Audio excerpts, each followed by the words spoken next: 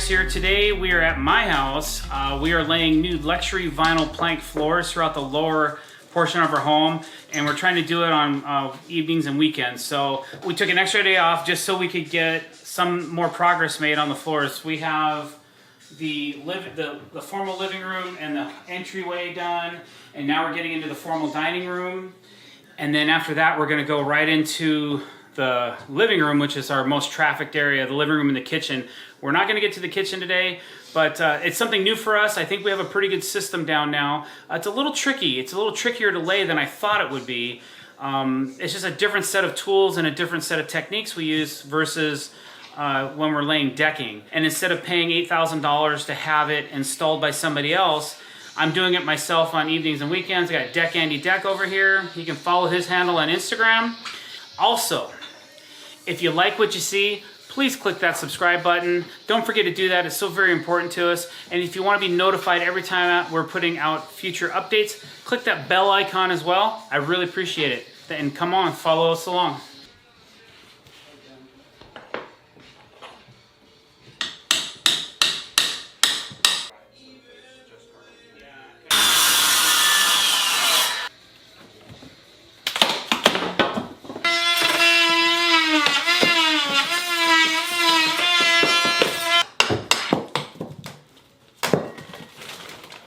Croutons? August 09. It's only 10 years old. Or 10 years expired, excuse me.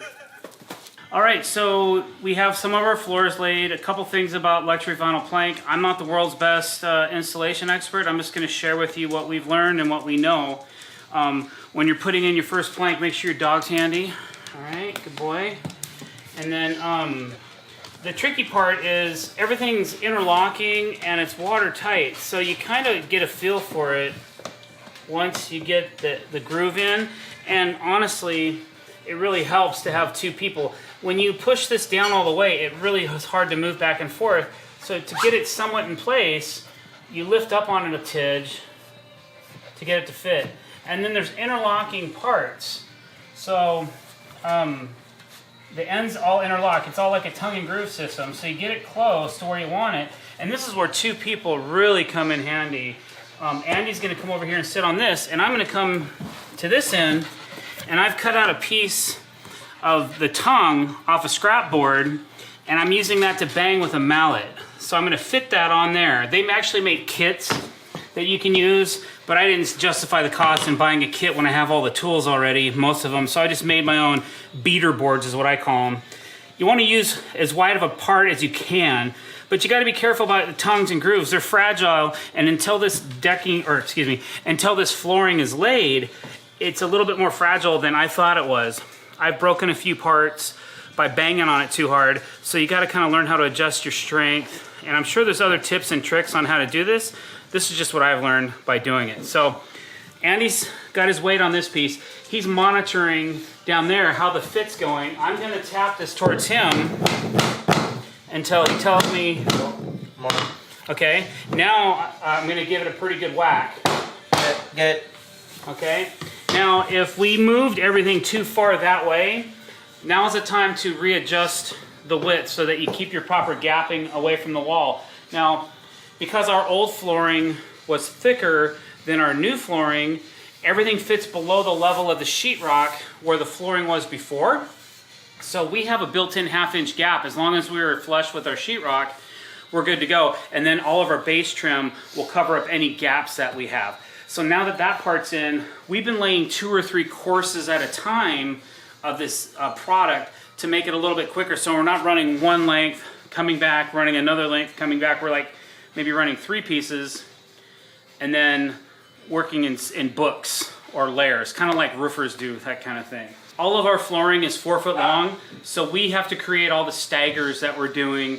And so we're just trying to make sure like every board there's not a seam in a direct line at one after another or one right after a next one. So we are just trying to monitor and pay attention to all of our staggers so that we make sure that we don't end up with some kind of a funky like 2-inch way, or when you're looking at the entire floor, it kind of looks random instead of staggered or too equal of a stagger. So one tool that I absolutely had to purchase for this job was a laminate floor cutter. This thing keeps me from having to run outside every single time I need to make a cut. This is called a sharpshooter, and this is made by a company called Bullet. So what it is, I found this on Amazon.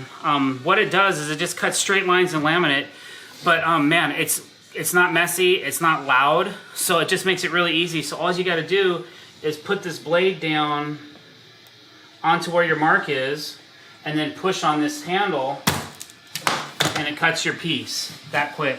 Oh. So one thing I did on my beater piece, I wrote tongue and put some arrows, so when I grab it, I just know that it's got to go like this, and it fits right into here, and then I can bang on it. Ready? I'm gonna tap it to you. One more. Good. And that's all there is to it.